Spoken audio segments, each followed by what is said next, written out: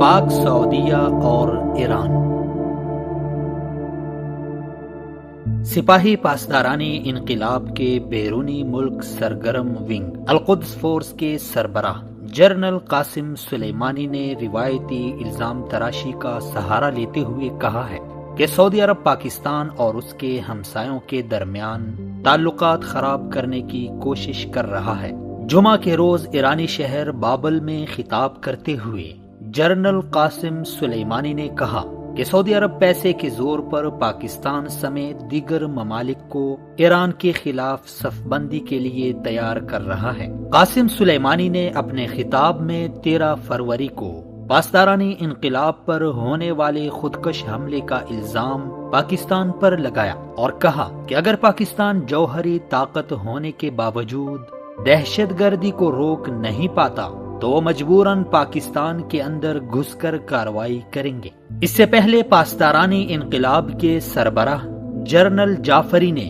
Isfahan میں ایک جاں بحق سپاہی کی نمازی جنازہ میں شرکت کے موقع پر کہا تھا کہ بلوچستان میں سیکیورٹی فورسز کی بس پر خودکش حملہ سعودی عرب اور متحدہ عرب امارات کی مدد سے ہوا ہے۔ ایرانی حکام کی طرف سے پاکستان پر بے بنیاد الزامات کا سلسلہ اس وقت شدت اختیار کر گیا جب سعودی ولی عہد نے 17 فروری اتوار کی شام سے پاکستان کا 2 روزہ دورہ شروع کیا اور $20 ملین کے معاہدات پر دستخط کیے جو خطے میں توسیع پسندانہ عزائم کے خواہش مند ایران کے آغائی رجیم کو بالکل بھی اچھا نہیں لگا۔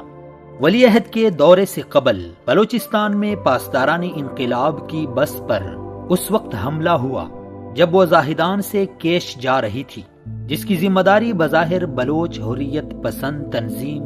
جیش العدل نے قبول کی تھی، لیکن اس دھماکے کی حقیقت پر مبصرین نے شک کا اظہار کرتے ہوئے کہا تھا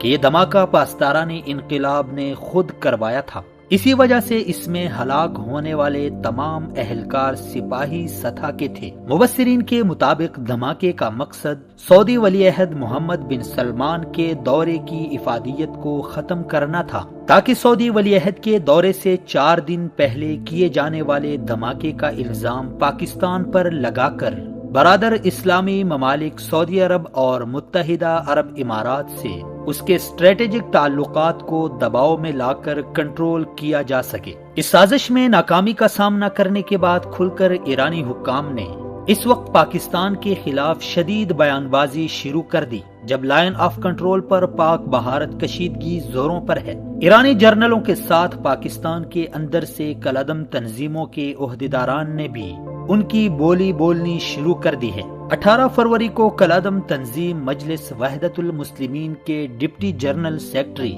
احمد اقبال رضوی نے سعودی ولی عہد کے دورے کے موقع پر کہا تھا کہ اس سے ایران خوش نہیں ہوگا اور ہم کو بہر صورت ایرانی خوشی کو مقدم رکھنا ہوگا، چاہے اس کے لیے $20 ارب کے ترقیاتی منصوبوں سمیت برادر اسلامی ملک سعودی عرب کے ساتھ تعلقات ہی کیوں نہ داؤ پر لگ جائیں۔ اس دوران کالعدم تنظیموں نے اسلام آباد کی شاہراہوں پر ایرانی سفارت خانے کی ایما پر فرقہ وارانہ بینرز بھی لگائے تھے تاکہ پاک سعودیہ تعلقات کو مشکلات کا شکار کر سکیں۔ تاہم وزارت داخلہ کی فوری کارروائی کے نتیجے میں ایسے تمام بینرز اتروا کر مکروہ پروپیگنڈے کا سدباب کیا گیا۔